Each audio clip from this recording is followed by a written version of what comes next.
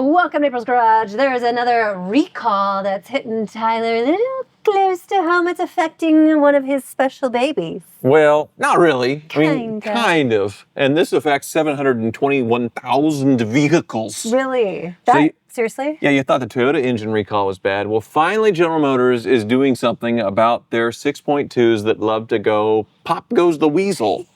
It's more fun that way. It is so ridiculous. So it's from the years, whatever it is, 6.2 liters from the year 2021 to 2024, which I think... Those are like new. I think it's total BS because the 6.2 problems have been going on for way before that. But the other ones, the older ones, oh, they're out of warranty, they're getting old, whatever. They have been a problem for pretty much ever. What's their main problem? Like, what goes wrong? They just fail. Okay. Internally fail, just not built to last, total junk. And they're saying that the fix is after they take everything out and inspect it, make sure, not the engine out, but I mean just looking and not seeing any glitter or any imminent doom, that they put in a thicker viscosity oil and that'll fix it.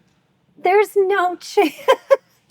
That'll just make the leak a little slower. Well, the problem's a little slower. So the problem is they changed the oil viscosity a few years ago, about 10 years ago, to help with fuel economy mandates. Because if you put a less frictiony oil, then the engine turns smoother and you get one or two more MPGs. And it's just a cheat code to get more MPG out of your vehicle, but at the expense of longevity, how long the engine lasts. Right. So I'm a 2005 Cadillac Escalade. Oh, you have an Escalade? I didn't know that. 5W30. So weird. In the 2012 Cadillac Escalade with a 6.2, 5W30. Yeah. In the new ones, 0W20. So what is that? What do believe. those numbers mean? Well, so the viscosity and the weight. Okay. Basically how thick the oil is and how, the viscous, as far as how well it flows. Right. And both of those numbers were very thin. We're pouring thin oil into our engines to get extra MPG, even though they changed nothing in the engineering, most likely. Probably not. I mean, would that void any warranty? Well, that's the thing. GM is doing this and then still issuing the warranty, and the engines are blowing up. Right. So now finally, after so many failures and just knowing the engines are junk, and the problem is the 6.2 is the top of the line engine for the Denali's, for the Escalade, for the nice Suburban and Tahoes. So the 5.3 is the lower engine, and then they have the V6 or whatever. This is supposed to be for the nice stuff. So they've been holding off because they didn't want to say their prize truck engine needs a little help. Right. Now So they're admitting it. This is massive. It's stupid, and it all just comes from government mandates saying they have to hit fuel economy goals. And how are we going to hit fuel economy goals? And number one, this oil thing, and number two, engineering these cylinder shutdown, deactivation, active fuel management, all this stuff. Right.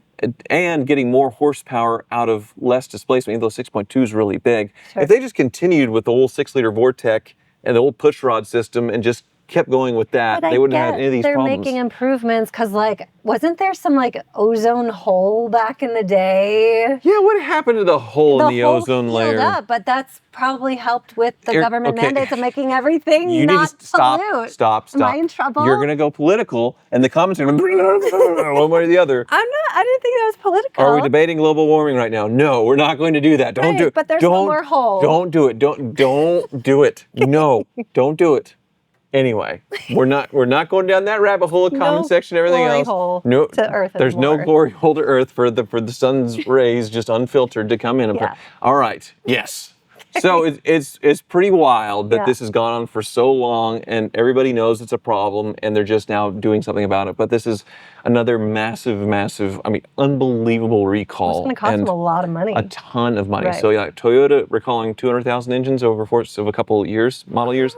Child's play compared to this. Yeah. So, ouch. Yeah, that's crazy. Ouch. They finally admit it, and it's going to be a lot of work for them, though. So related to this is Consumer Reports. They put out an article with a report of cars to avoid and what you should buy instead of them. Right. And that was a very dramatic look. Instead of these cars, buy this car. And it's Japanese people must be paying Consumer Reports off. Really? Because the list is just loaded with that? Well, no. It's because they're so darn reliable for the most part. But with one exception, which was very, very surprising and kind of stupid. Yeah. So you're happy with this list? Or this list is Well, let's just get started. Okay. I mean, it's sort of Duh. I mean, it's Mr. Obvious here saying, Right. do not buy a Ford Escape Hybrid 2025. What's wrong with that? Hybrids are supposed to be the best of both worlds.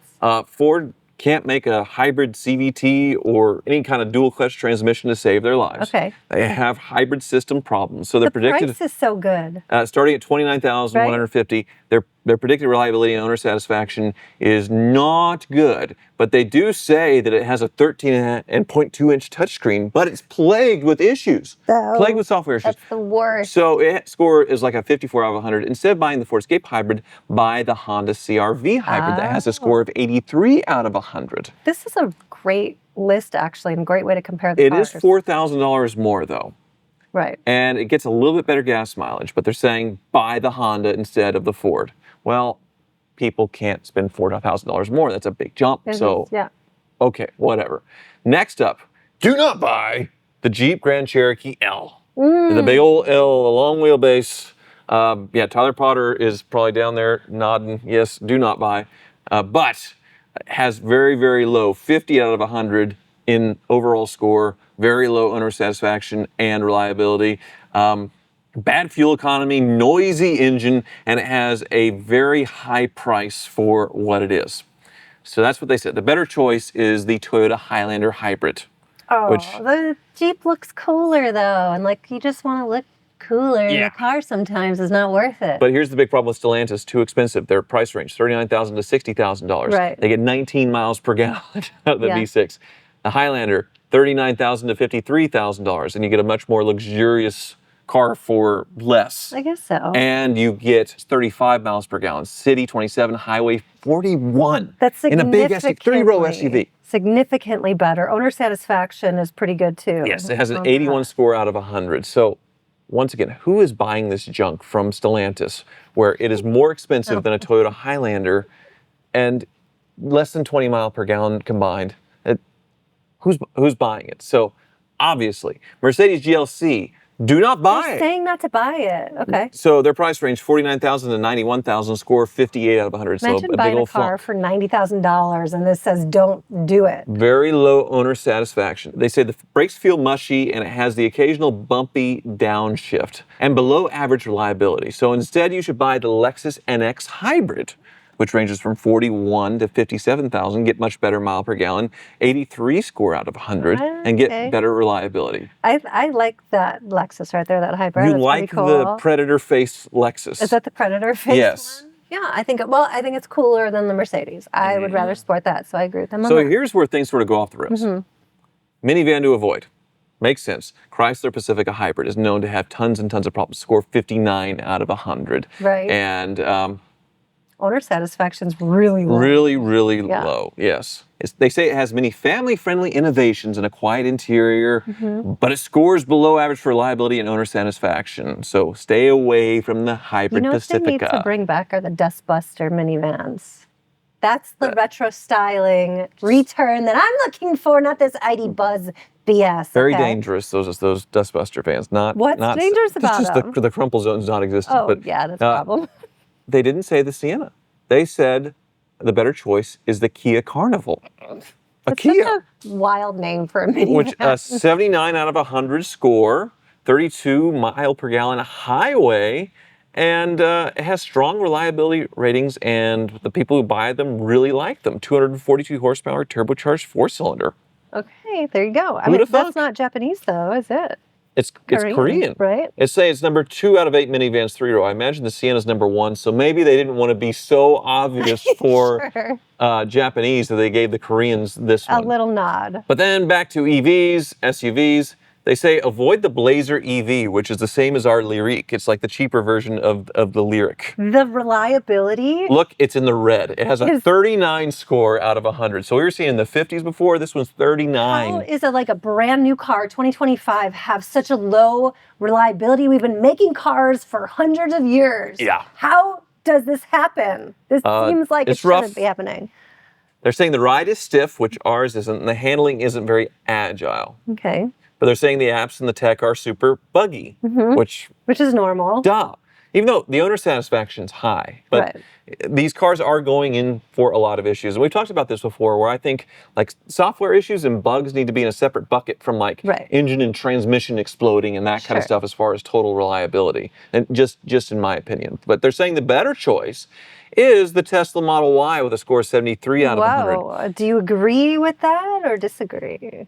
The Tesla Model Y is Yeah. fine. I think it's boring as far as You like do? it's just not exciting to me aesthetically and all that stuff. But as far as a car doing car You things, sound it does. so spoiled right now. It's just There's like a modern marvel, a Tesla It Y. is. I just think there's more exciting products out there. Right. But I'm a car enthusiast, so I'm just wanting an appliance to get A to B. Right. Hard to beat a Tesla, except now you have to buy. I bought this before Elon went crazy, or I bought this despite Elon going crazy. You know, Sure. like you have the political side of it Yeah. makes it tough Right. to buy a Tesla Model Y. The new refresh, $44,000 for that. That's the other thing. $44,000 for the Blazer EV. They have the exact same base price. Right. So which one are you going to buy? You're going to buy the Tesla. I- That's the buzzword. Or before all the Elon political stuff. So anyway, small cars. Volkswagen Jetta, score 53. Very low, very, very low owner satisfaction. Why? In the red. That's crazy. It's ranked 19 out of 21 in small sedans. So people aren't liking these things.